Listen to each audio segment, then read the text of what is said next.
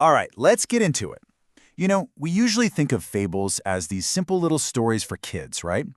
But what if modern tales, these short, sharp glimpses into fictional lives, are actually holding up a mirror to our own? That's what we're going to explore today. We're looking at a collection of these stories, not just as fiction, but as reflections of the choices, the traps, and the truths we all face every single day. And this quote right here from a story called The Case of the Pilfered Fish and Chips just sets the stage so perfectly. It's about this thieving swan who looks absolutely majestic, just elegant. But secretly, he's got a serious addiction to greasy food. It's hilarious, but it's also a great reminder that what we see on the surface, yeah, that's rarely the whole picture. So that really gets us to the core question of this whole thing. What can these stories actually reveal about our own pride, our search for truth, and, the cages we sometimes build for ourselves without even realizing it? Let's find out. So our first theme is a total classic. It's a tale as old as time, really. The pitfalls of ego, of pride, and that relentless, nagging desire for just more. Okay, check this out. The story, When the Wellspring Ran Dry, is a perfect example of pride before a fall. So you've got these powerful bodies of water, right? The waterfall is all, "I am thunder." The lake claims serenity is true power. The river says it's the lifeblood of this land. But then, a drought hits, and all those proud claims just, they dry up. It's a pretty stark lesson, isn't it? Our boasts don't mean much when we're really tested.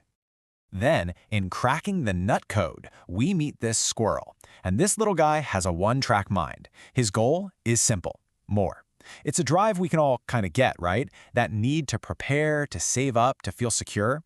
But he's so focused on it, he ignores literally everything else: the beautiful forest, the other animals, all of it, in this frantic quest for more nuts. But here's the thing. That obsession, it doesn't lead to security. It leads to decay. The squirrel's burrow just fills up with rotting nuts. It's this stinking monument to its own greed. It's such a powerful picture of the difference between, providing for what you need versus being totally consumed by wanting more. All right, let's shift gears. Now we're going to look at how these fables tackle the fight for truth in a world that, let's be honest, often seems to prefer a comfortable lie. Welcome to the city of Etheria. And to get what's happening here, you have to understand this one law. Just imagine a society where peace is enforced by getting rid of vibrant color, and in doing so, getting rid of vibrant emotions. It's a peace built on suppression, a calmness that's actually just a form of control. And this is where you see the true cost of that control. The greatest artists in Etheria, the ones whose work was deemed too emotional, they weren't just censored, they were secretly eliminated. Their art, which was so full of life, was a threat to the council's sterile version of peace. And so the artists themselves had to go. And you see this same kind of idea pop up in Melchizedek's test of truth.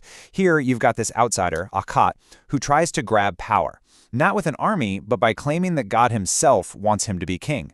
He's using the language of faith as a tool for his own ambition. But the king, Melchizedek, he exposes the lie. And he doesn't do it with some big counterclaim. He does it with simple, wise questions that just pick apart the story. And the story leaves us with this timeless warning. Truth has a way of sticking around that deception just can't match. Power built on lies is power built on sand. Okay, now we turn inward. Because, sometimes the prisons that hold us aren't built by society or by liars. Sometimes they're the ones we build for ourselves, with our own routines and identities. Take Lucas, for example. His life is a fortress of control and precision, right down to the exact temperature of his morning shower. But then comes this unwanted disruption, a simple detour on his way to work, and it forces him into a park he's never even noticed before. And that tiny little change starts to crack the walls of his routine, and eventually it leads him back to this creative, authentic person he'd locked away a long, long time ago. Then you've got Michael, from the man with too many hats. Before a coma completely shatters his world, his life is fractured. He's a CEO, he's a present father, a husband, a man of faith. But he's so busy wearing all these different hats that he's never truly present in any one of those roles. His identity is just a collection of performances, and look where most of his energy goes: work and distractions. And this is where we find this incredible paradox. A hostile takeover steals his company, his main identity, and the stress leads to a total collapse.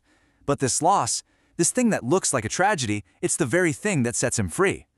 By losing the roles he was clinging to so desperately, he finally gets the chance to find the actual man underneath it all. So, this brings us to the really powerful, unifying lesson that runs through all of these stories. It's about the one thing that every single character, from the proud waterfall to the fractured CEO, truly has. That's it. It's choice. The squirrel chose greed over contentment. The artists of Etheria chose expression over safety. Lucas chose to finally look up from his rigid path.